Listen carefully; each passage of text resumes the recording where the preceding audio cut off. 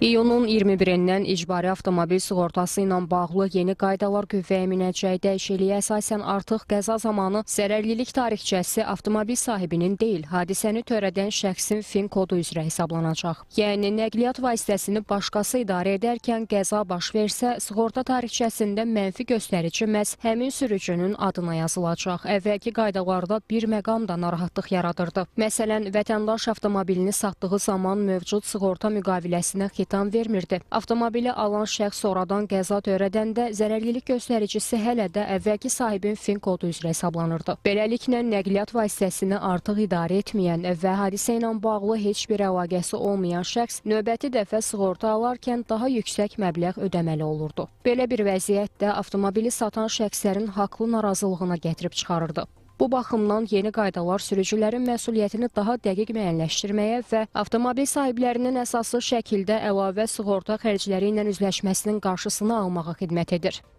Əvvəlki dövrlərdə bilirsiniz ki, yol nəqliyyat hadisəsi baş verdikdə maluslar sığorta müqaviləsi bağlayan şəxsə hesablanırdı və bu da bilirsiniz ki, avtomobil alqı-satqısı zamanı avtomobilin sığorta müqaviləsi qalırdı və avtomobili idarə edən şəxs yol nəqliyyat hadisəsini törədirdisə, avtomobilin əvvəlki sahibinə, yəni sığorta müqaviləsinin tərəfinə maluslar hesablanırdı. Yeni qaydalarda isə artıq bu fərqli olacaq, yəni yol nəqliyyat hadisəsini törədən şəxsin özünə maluslar hesablanacaq.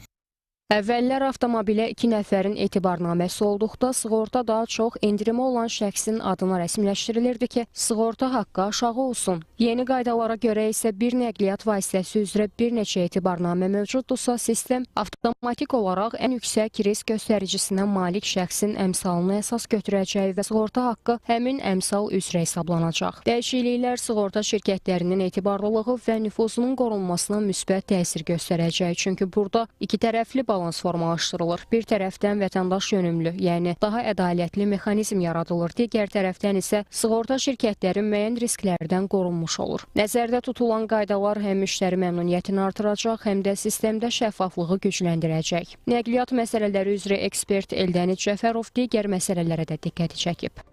Bu sığorta qaydalarının liberallaşdırılması, sadələşməsi ilə yanaşı bizim başqa bir təklifimiz də var.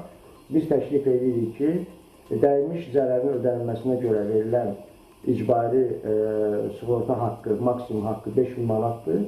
İmkan daxilində bu məsələyə də baxılmalıdır düşünürəm və bu icbari sığorta haqqı 5000 manatdan bir qədər daha yüksək məbləğə qaldırılmalıdır. Çünki bu məbləğ ola bilərdi ki, 5 il əvvəl aktual olsun, amma indi hal-hazırda 5000 manat maksimum məbləğ kimi aktual deyil.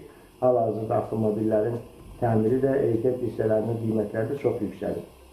Beləliklə, qaydada yeni dəyişikliklər həm sürücülər arasında məsuliyyət bölgüsünü daha dəqiq müəyyənləşdirəcək, həm də gələcəkdə yarana biləcək mübahisələrin və narazılıqların sayını azaldacaq.